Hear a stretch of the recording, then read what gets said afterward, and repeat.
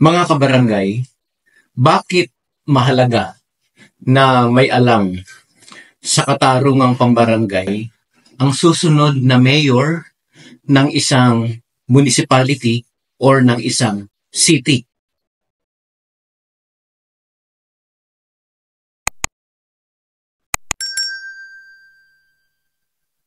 Magandang araw mga kabarangay. Kamusta na po kayo? Ako po si Jeffrey at sa episode na ito, atin pong pag-usapan ang isang mahalaga na issue ngayong darating na halalan. Ang pagpili ng tamang mayor na may sapat na kaalaman sa katarungang pambarangay. Pag-usapan po natin ito dahil siyempre ang context ng lahat ng discussions, lahat ng pinag-uusapan dito sa channel na ito ay tungkol sa katarungang pambarangay. Disclaimer lang po. Ang video na ito ay isa lang paalala para sa ating mga botante at hindi sumusuporta o kumukontra sa kanino mang partikular na kandidato. Gusto ko lang magbigay ng mga impormasyon upang makatulong sa mas matalinong pagpili ng ating mayor sa lokal na pamahalaan.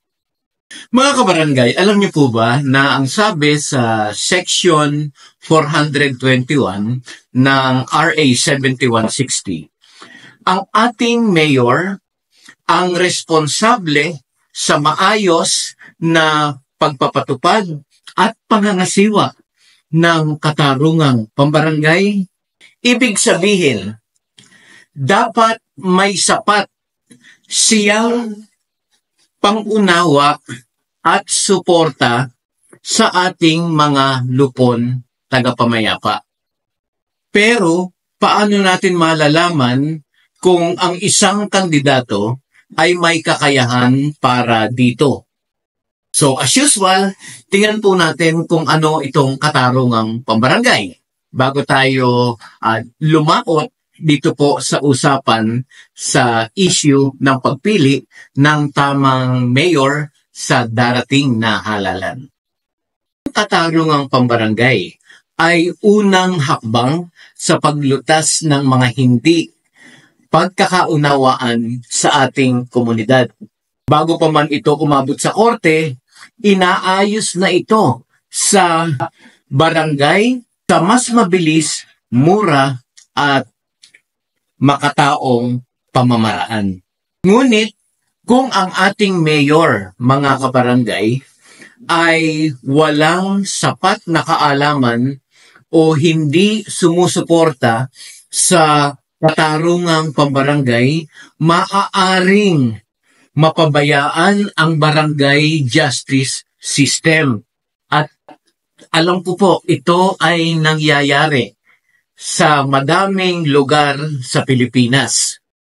Maraming kaso ang hindi maaayos sa barangay at pag hindi naayos sa barangay, alam natin dadagsa ang mga kaso na papunta sa korte na magpapahirap sa ating mga kababayan. Kaya para sa akin mga kabarangay, mas mainam kung ang ating mayor ay dating naging punong barangay. Bakit? Number 1, mayroon siyang aktwal na karanasan sa katarungang pambarangay. Alam niya kung papaano gumagana ang sistema, papaano dinidinig ang mga kaso at kung ano ang dapat gawin upang mas mapabuti ang practice ng barangay justice system. Number 2, nauunawaan niya ang sakripisyo ng mga lupon tagapamayapa. Naiintindihan niya ang hirap ng trabaho ng lupon. Kaya mas madali niyang maibibigay ang suporta na kailangan ng ating barangay justice system. Number 3, mas may malasakit siya sa katarungang pambarangay. Dahil naranasan na niya ito, mas makaaasa tayo na masusuportahan ang ating mga lupon tagapamayapa sa mga barangay at mas mapapalakas ang pagpapatupad ng katarungang pambarangay sa kanya termino. Ngayon mga kabarangay, malapit na po ang eleksyon.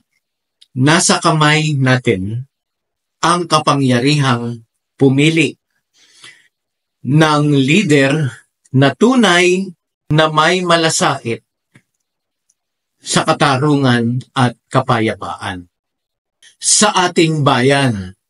Kaya bago bumoto, pwede po nating i-consider itong mga sumusunod na sasabihin ko. Number 1, alamin ang background ng kandidato. Naging punong barangay ba siya? May karanasan ba siya sa katarungang pambarangay? Number 2, makinig sa kanilang plataforma. Mayroon ba siyang plano para palakasin ang katarungang pambarangay? Number 3, pag-isipan po ang magiging epekto ng ating boto. Ang ating desisyon ay may direktang epekto sa hustisya at kaayusan ng ating bayan. Kaya po mga kababayan, mga kabarangay, sa darating na eleksyon, maging matalino po tayo sa pagpili ng ating mayor. Piliin natin ang may alam at may malasakit sa katarungang pambarangay. Sapagkat ang isang bayan kung saan ang hustisya ay mabilis at patas, mas magiging payapa at maunlad ang ating pamumuhay. Kaya ayan po mga kabarangay, ito lang po ang aking opinion bilang advocate ng katarungang pambarangay. Maraming salamat po sa inyong panonood. At kung nagustuhan niyo po ito, maaari kayong mag-like, mag-share ng video ito, at mag-subscribe na din dito sa Katarungang Pambarangay Channel para sa mas marami pang kaalaman tungkol sa Katarungang Pambarangay. Kaya hanggang dito na lang po muna ulit tayo. Muli, ako po si Jeffrey.